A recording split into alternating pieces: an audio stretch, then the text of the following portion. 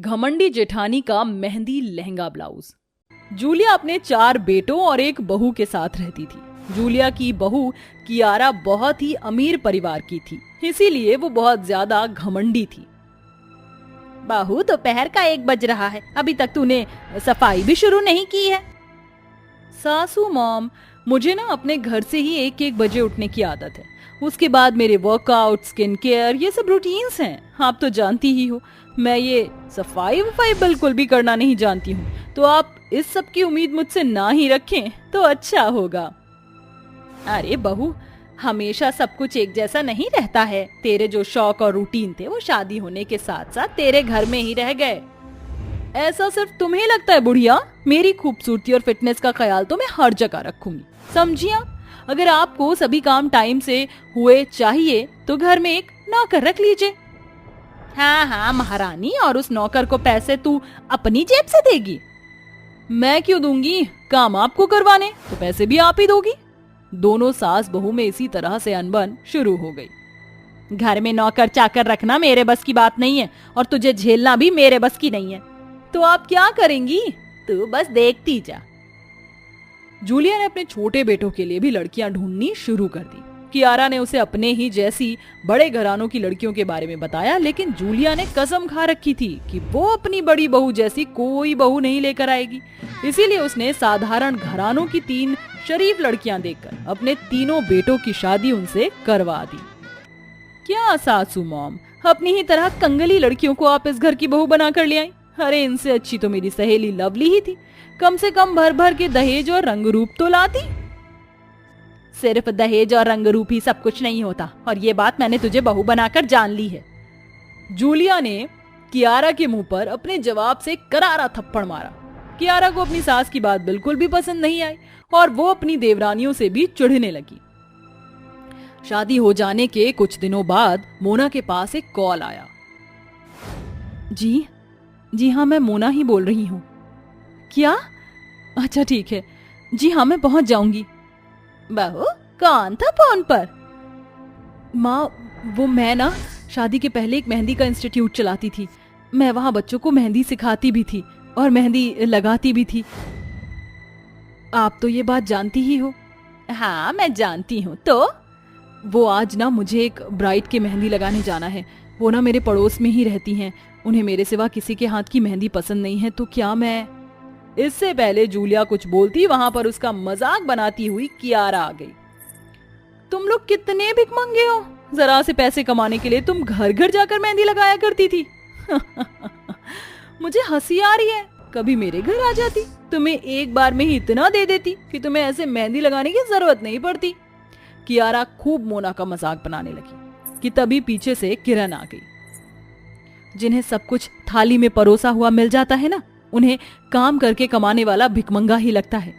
एक बात जान लीजिए जेठानी जी, किसी भी बात का इतना घमंड अच्छा नहीं है, क्योंकि वक्त बदलते देर नहीं लगती और कब किसकी किस्मत चमक जाए ये कोई नहीं जानता। अरे तुम्हारे जैसे लोग बस यही बातें करते हैं अपने दिल को समझाने के लिए, और तू सबसे ज्यादा समझदारी की बातें करती है। मैंने ऐसा कब कहा? तूने क्या कहा और क्या नहीं, हमें कुछ भी याद नहीं है, क्योंकि तेरी बात और गधे की लात बस एक बराबर है। हाँ तो सासू मॉम, गधे की लात कभी खाकर देखना, बड़ी तेज लगती है। क्यों, तूने खाई है? बोल बोल, चुप क्यों हो गई? आपसे तो कोई भी बात करना बेकार है। बेकार है तो तू अपने कमरे में जा, समझी? तुझे आराम की जरूरत है। कियारा चिढ़कर अपने कमरे में चली गई। मोना दीदी, क्या आप किसी की मेहंदी लगाने जा रही हो? क्या मैं भी आपके साथ चलूं? दरअसल मुझे भी मेहंदी लगाने का बहुत ज्यादा शौक है, तो इसी बहाने आपकी मदद भी हो जाएगी और हम दोनों को कुछ पैसों का काम भी। और मैं भी चल सकती हूँ क्या? ये तो बहुत अच्छी बात है, चलो साथ चलते हैं। जूलिया ने भी अपनी बहुओं को जाने की इजाजत दे दी। उसकी तीनों बहुएं बहुत ही अच्छी और समझदार थी। वो तीनों शरीफ थी और अपने परिवार की जिम्मेदारी को समझती थी। लेकिन कियारा उन तीनों से ही बहुत ज्यादा चिढ़ती थी और हमेशा उनसे जली कटी बातें करती ही रहती थी। ये क्या? ये आज के ब्रेकफास्ट में क्या बनाया गया है? जेठानी जी, पराठा और अचार है, माँ का मन कर रहा था। हो गॉड, ऐसा नाश्ता करवा कर क्या मुझे भैंस बनाने का इरादा है?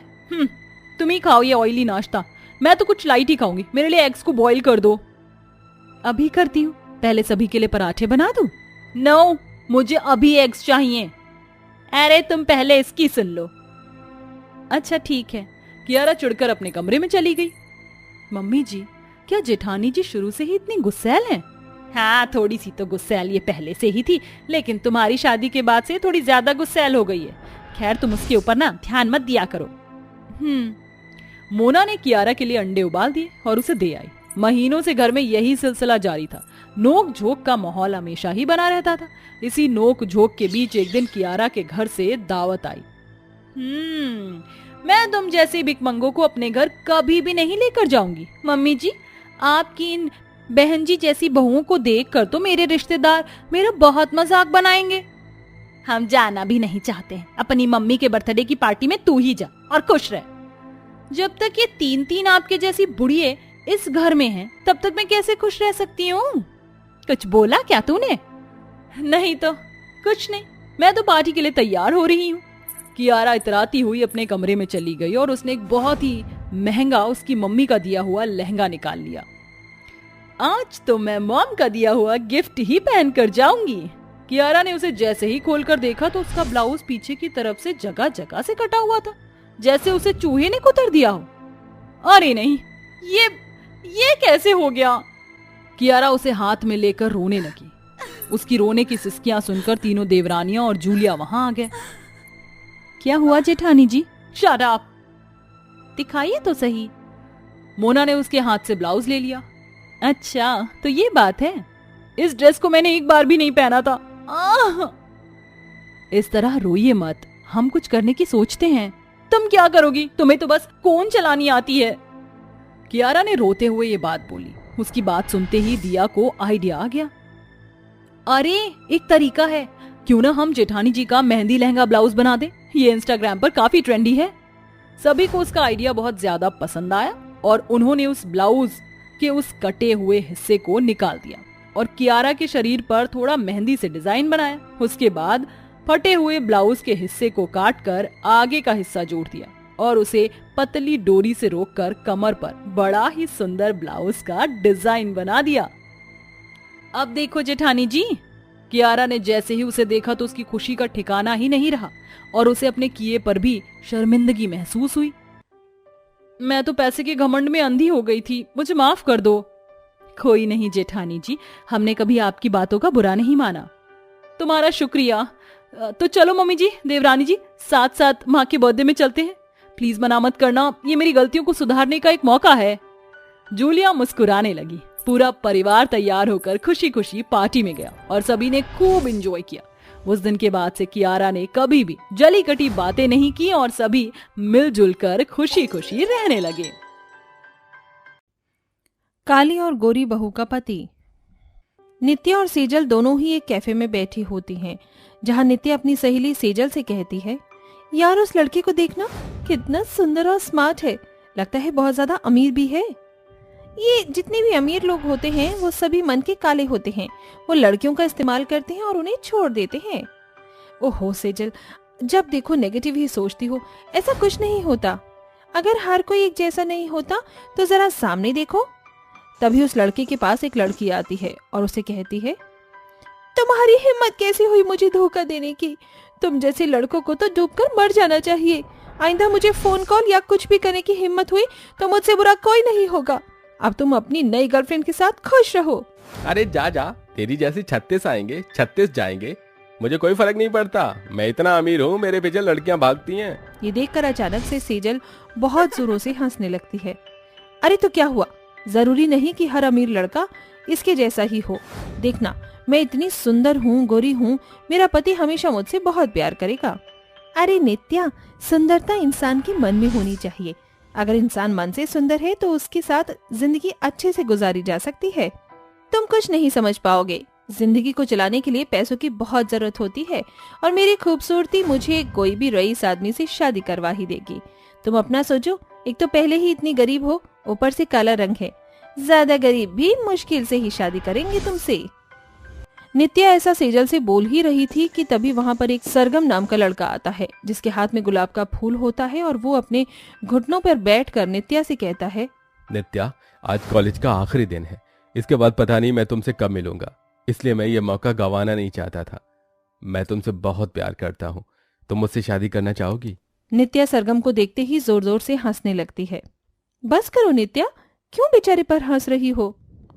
अरे तुम जैसे गरीबों को मैं अपने दोस्त भी बनाना पसंद नहीं करूंगी। तुम मुझसे शादी की बात कर रहे हो? अरे तुमने क्या मुझे रास्ते का माल समझा है जो कि सस्ते में मिलता है और मैं तुम्हारी यूं ही हाथ लग जाऊंगी? आइंदा ऐसी चीप हरकत दोबारा की तो मुझसे बुरा कोई नहीं होगा। ऐसा कहकर नित्या गुस्से में अपना बैग उठाती और वहां से चली जाती है, जिसके बाद नित्या और सेजल एक दूसरे से कुछ दिन तक नहीं मिल पाती। एक दिन अचानक से नित्या का फोन कॉल सेजल के पास आता है और वो उससे कहती है, मैंने तुम्हें कहा था ना कि एक दिन मेरी शादी इतने अमीर घर में होगी कि दुनिया देखती रह जाएगी। देखो आज मेरी शादी है और मैं चाहती हूँ कि तुम मेरी शादी में आओ और ये भी देखो कि अमीरों की शादी कितने धूमधाम से होती है। अरे वाह नित्या, ये तो बड़ी अच्छी बात है। आज मेरी भी शादी है, इसलिए मुझे माफ करना, मैं तुमसे मिलने नहीं आ पाऊंगी।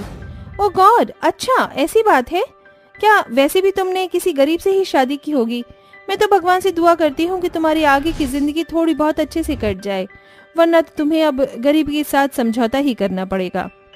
ऐसा कहकर नित्या फोन काट देती है, जिसके बाद वो अपने पिता की उम्र के आदमी से शादी कर लेती है और शादी के कुछ ही दिन बाद तो सब कुछ ठीक चलता है, लेकिन अब उसका अधेड़ उम्र का पति उस पर ध्यान देना बंद कर देता है। तुम मुझे समझती क्या हो? अरे मेरे पास तुम्हारे लिए फोकट का टाइम नहीं है। मेरे पास बहुत सारी मीटिंग्स हैं, मुझे वो भी अटेंड करनी है, इसलिए अपनी इन फालतू की शॉपिंग्स में मुझे शामिल मत करो। मैं अपने ऑफिस जा रहा हूँ। ऐसा कहकर मोहन अपने ऑफिस के लिए निकल जाता है। बेचारी अपने कमरे में रोती रह जाती है। देखते ही देखते उसे अपनी जिंदगी से कॉम्प्रोमाइज करते हुए पूरा 1 साल हो जाता है और एक दिन अचानक से उसका अधेड़ उम्र का पति उसके ऊपर हाथ उठा देता है। तुमने बस मुझे अपनी खूबसूरती के जाल में फंसा लिया। अरे तुमसे शादी करने से पहले ही मैं अच्छा था। पता नहीं कितनों को तुम अपने मुंह लगाती होगी। आज तक आपने मुझे एक पत्नी का सुख नहीं दिया, लेकिन कम से कम आप मेरे चरित्र पर दाग तो न लगाइए। तभी मोहन नित्या के बाल पकड़ लेता है। मुझसे जुबान जोड़ी कर रही हो? मैं तुम्हारा पति हूँ, इज्जत करो मेरी। अगर नहीं कर सकती तो इस घर में तुम्हारी कोई जगह नहीं है। एक कुत्ते की तरह लात मार कर निकाल दूंगा, समझी? इसलिए औकात में रहना। ऐसा कहकर मोहन चला जाता है, जिसके बाद नित्या बेचारी रोती रह जाती है। ये सब मेरी ही गलती है। काश मैंने अपनी जिंदगी का फैसला थोड़ा सोच समझ कर लिया होता तो अच्छा होता। एक पति का सुख मुझे आज तक नसीब नहीं हुआ। इससे अच्छा तो मैं किसी गरीब से शादी कर लेती, कम से कम सुकून से तो जीती। रोते रोते नित्या की बुरी हालत हो जाती है। तभी उसे अपनी सहेली सेजल की याद आती है और अपना दिल हल्का करने के लिए वो सेजल को कॉल करती है, जिसके बाद सेजल उसे अपने घर पर खाने के लिए बुलाती है। नित्या महंगे कपड़े और महंगी ज्वेलरी पहनकर अपनी सहेली सेजल से मिलने उसके घर जाती है। ओह माय गॉड, क्या तुम इस छोटे से मकान में रहती हो? मुझे तो पता ही था तुम्हारी पसंद इतनी छोटी ही हो सकती है। तुम्हारा पति क्या करता है? मेरे पति एक कंपनी में मैनेजर की जॉब करते हैं। उनकी तनख्वाह से मेरा घर अच्छा खासा चल जाता है। मैं बहुत खुश हूँ। वैसे उनका भी समय हो गया है ऑफिस से आने का, थोड़ी ही देर में वो आते होंगे। सेजल इतना कहती ही है कि तभी दरवाजे से सरगम घर के अंदर आता है, जिसे देखकर नित्या खड़ी की खड़ी रह जाती है। अरे तुम तो वही हो ना जिसने उस दिन मुझे एक कैफे में प्रपोज किया था? हाँ, तुमने मुझे सही पहचाना। मैं वही गरीब इंसान हूँ जिसकी तुमने बहुत बेइज्जती की थी। मेरे प्यार को ठुकरा कर तुम चले गई थी। वैसे अब तो तुम बहुत खुश होगी क्योंकि तुम्हारी शादी एक बहुत रईस आदमी से हुई है। हाँ हाँ, खुश तो मैं बहुत हूँ। मेरा पति मेरे साथ बहुत अच्छे से रहता है। जो कहती हूँ वही करता है, जहाँ कहती हूँ वही ले जाता है। और पता है, हॉलिडे पर तो हम बहुत ही एक्सपेंसिव जगह जाते हैं घूमने के लिए। मेरी जिंदगी तो बहुत अच्छे से चल रही है। लेकिन सेजल, तुमने कभी बताया ही नहीं कि तुमने सरगम से शादी की है। मैंने कितनी बार तुम्हें कॉल किया, लेकिन तुमने एक बार भी मेरा कॉल रिसीव नहीं किया। मैंने तुम्हें बताने की बहुत कोशिश की, लेकिन तुम शायद बहुत ज्यादा बिजी थी। चलो अब ये सब छोड़ो, टेबल पर बैठो, खाना खाते हैं। सेजल के कहने पर नित्या खाने की टेबल पर बैठ जाती है। सरगम अपने हाथों से सेजल को खाना खिलाता है। उन दोनों का ये प्यार देखकर नित्या से रहा नहीं जाता और उसकी आंखों में आंसू आ जाते हैं। अरे नित्या, तुम रो क्यों रही हो? क्या हुआ? नहीं, बस मेरी आंखों में कोई तिनका घुस गया था। रुको, मैं निकाल देती हूँ। सेजल नित्या के पास आती है और उसकी आंखों से तिनका निकालने की कोशिश करती है, लेकिन तभी नित्या उसे गले से लगाकर फूट फूट कर रोने लगती है। रोते हुए वो अपनी पूरी कहानी सेजल को बताती है, जिसे सुनकर सेजल को बहुत दुख होता है। अपनी जिंदगी में तुम इतना कुछ झेल रही हो और तुमने मुझे एक बार भी नहीं बताया। किस मुंह से बताती तुम्हें? इतना जलील जो किया था मैंने। मुझे माफ कर दो। मैंने तुमसे जो भी कहा, आज मुझे अपनी गलती का एहसास है। सेजल और सरगम दोनों ही नित्या को उसके बोले हुए शब्दों के लिए माफ कर देते हैं, जिसके बाद वो दोनों मिलकर नित्या की मदद करते हैं और उसे उस अमीर आदमी से छुटकारा दिलवाते हैं।